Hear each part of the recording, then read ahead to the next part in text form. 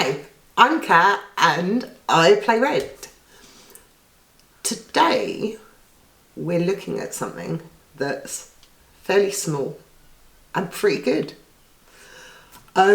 We are actually going to look at Beer and Bread by Scott Almes, who's mostly known for Tiny Epic games, but this is quite small and it's quite good. Bad jokes. This is a Pegasus field copy. It's available via Capstone in the US. I think last week it had its main launch. It was available at Essen in super limited quantities.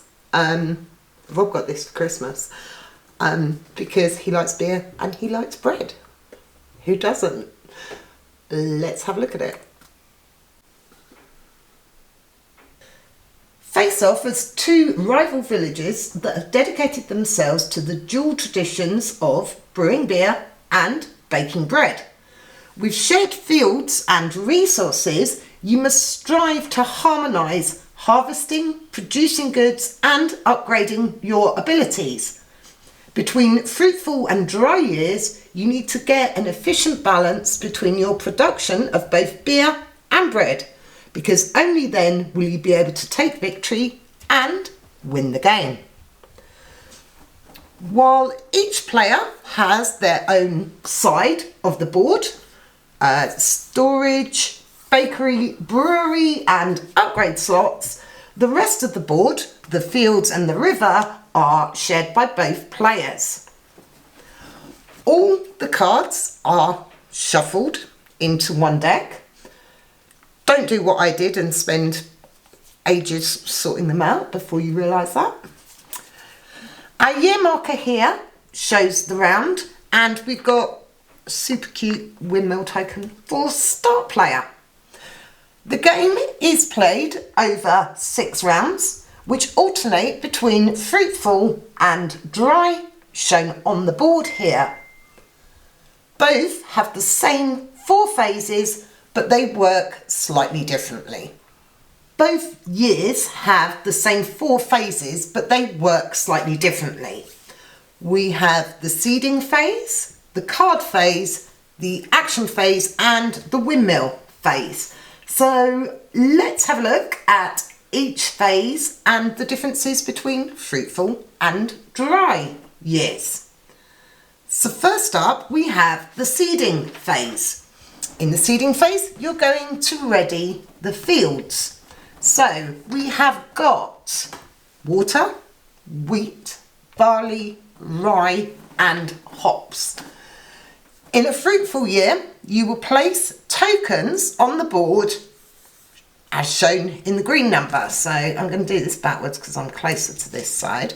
We're going to put 6 hops. We put all the water now. You can be fancy and spread it out, which, you know, I might do if we were playing, but I'm just going to chuck it on for now. 6, 1, 2, 3, 4, 5, 6 there. Gosh, 8 barley, 4, 5, 6, 7, 8, and 7 wheat. 1, 2, 3, 4. Oh, spot on, 7. In a dry year, however, you're going to either add or remove tokens until you get to the figure shown in red. So in this case here, we'd have to take 2 off the wheat, so there was 5, 4 off the barley, 2 off the rye, and so on. So that's the seeding phase, but the first year is fruitful. So I'm going to pop all of those back on for now. So that's your seeding phase. Then you're going to move on to the card phase. Now, in a fruitful year, this is super easy. Each player is going to get 5 cards. 2, 3. Oh, which deck do you want, Rob? The blue one. The beer. So, that's all there is to it in a fruitful year. In a dry year, you're going to have some cards in front of you. So dry year, you're going to pick up the cards that you've played previously and you're going to draw up to 5. So it's going to be whatever you have here and cards from the deck to make your hand up to 5. In a dry year as well, and again we've got this little reminder, you're going to place 3 cards up the top here that make up the exchange display.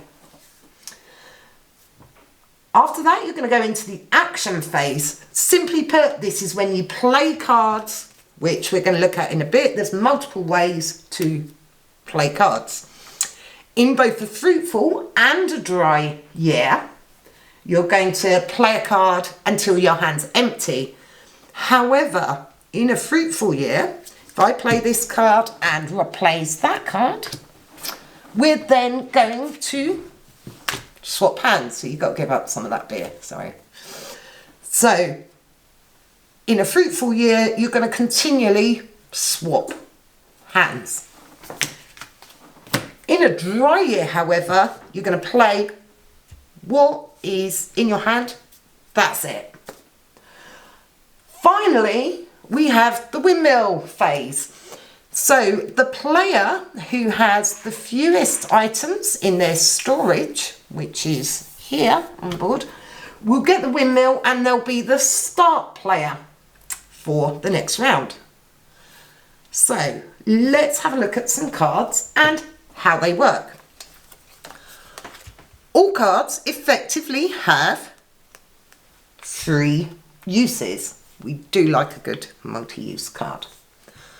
Firstly, you can use them for goods. So if I pop that card in front of me, I'm going to get 1 barley and 1 rye. And I'm going to take them from the fields and put them into my storage. If you already have a card there and you're going to place a second one to get goods, you're going to get more than what is just shown on that card. So I'm going to get a hop for that. But because there's 2 rye there, I'm actually going to get 2 rye rather than just the 1. So each time you place a card into your goods column, you'll get any that match up. So let's just say I played this 3rd one, I'd get 2 hops and a water. So that is harvesting and storing goods. If you don't have enough space, let's say I've taken loads of stuff, look at all the stuff I've got. If I then play this, I'm going to get 1 wheat and 2 barley. Now, oops, I keep taking them from the supply. I don't have the space in my storage for that. So I can actually jiggle my goods around until I have what I might want. But then I must offer these goods to my opponent. So, Rob, would you like a barley and 2 rye? Well, I've got space for all of them. So, they then go into your opponent's storage. Now, if your opponent's storage is full, they can't accept the goods. They can't juggle them around like I did. But whenever your storage is full, you must offer leftover goods to your opponent. So that can get tricky. So let's pop these back up. The second thing you can do with your cards, let's have a look, is you can produce and sell beer or bread. There's a surprise. So this beer is going to cost me what's shown there. There are 3 different types of beer and 3 different types of bread worth different amounts of points. You have produce that's worth 4 or 5 coins, 6 or 7 coins, and 8 or 9. See, I've got mostly big stuff. Obviously, the more they're worth, the harder they are to produce. So, I am going to produce this beer, which is going to cost me a water, a hop, is a wheat and a barley. So I'm going to pay these goods to the supply, they don't go back on the field, produce this beer and put it face down in my brewery. Now, I can look at that at any point because that's mine. I can't look at my opponent's. Now, the problem is, if I wanted to produce a second beer, not that I have the resources to, but let's say I wanted to produce this beer, I can't because there's nowhere to put it. Your brewery and bakery can only ever have one card in at a time, though there are cards that change that, but let's not complicate things for now. You can only have one card, and there's a little reminder on the board there. So you cannot, at the moment, I cannot brew another beer until I've cleaned that area. How do you clean that area, you may ask? How do you clean that area? Well, you clean that area with the third action on a card, which is to place an upgrade. So these have all got different things on the bottom. So let's have a look. I quite fancy this one. At the end of the seeding phase of each year, gain a wheat. So that's quite tasty. So what I'm going to do is pop that upgrade in the matching slot on my board. So this is, it's a sickle, I think, isn't it? It's not a scythe. Scythe's a bit severe. I'm going to pop that under my board, she says easily, woo, in the appropriate spot. And at that point, I get to clear any cards in my brewery or bakery. And these just go off to the side for now, ready to be counted at the end of the game. Last but not least, we have the windmill phase. So the player with the fewest resources in their storage gets the windmill and goes first for the next round. So Rob has nothing in his storage. I have this stuff. So he would get the token and be first player for the next round. You then move the marker up and do the appropriate setup depending on if it's a fruitful or a dry year. After 6 years, the game will end. You'll count up your coins and see who the winner is. So let's just play some cards for now. Now, all of these came from here. Right.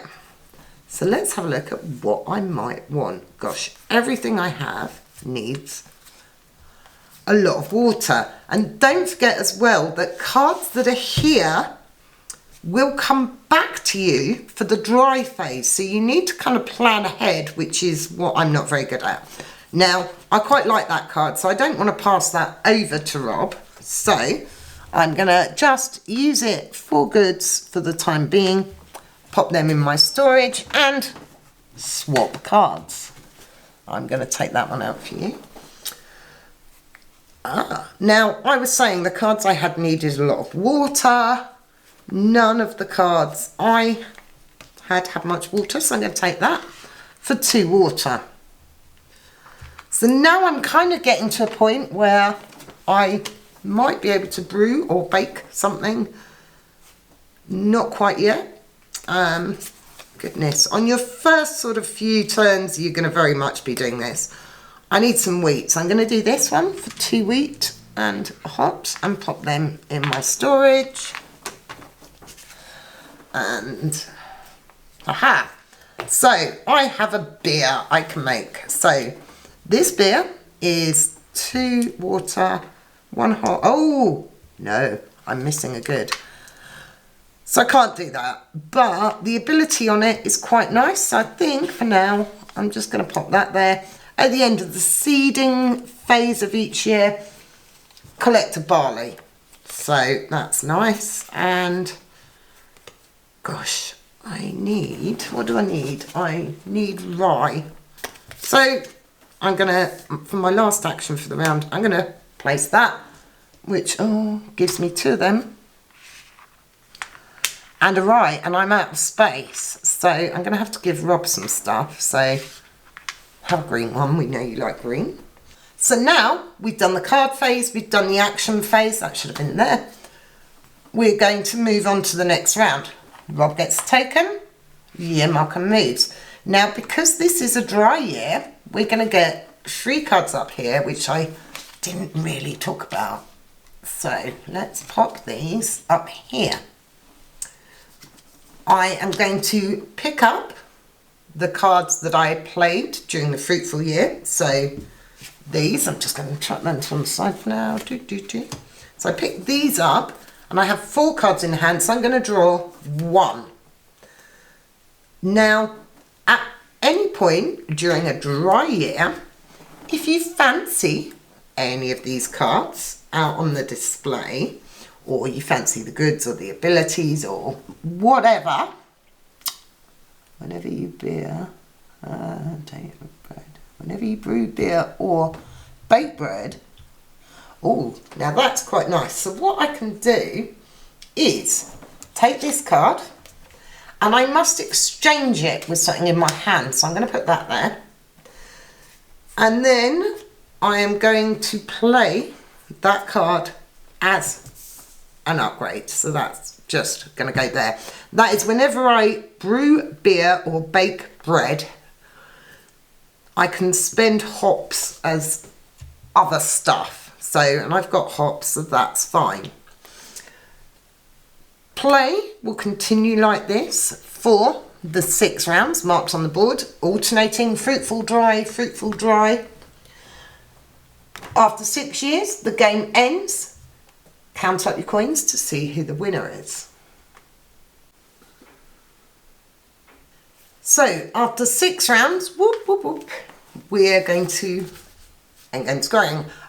We've got a little pad here to help us.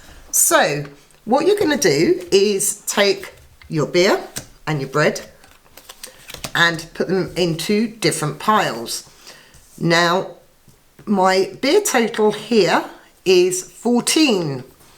However, I have an endgame card here. Says for every 2 beer cards you sold, gain 1 extra coin for beer. So I'll get the extra for that. I also have it for bread. My bread total is 13 and I'd get the extra from that. So you're going to add up your base total for each of the goods and then add any points for game end cards. Now the game end cards always go in this spot, so keep an eye out for them on your opponent's side. So you're going to add up the total for beer and the total for bread. Whichever one scores lowest will be your final score and you'll win the game.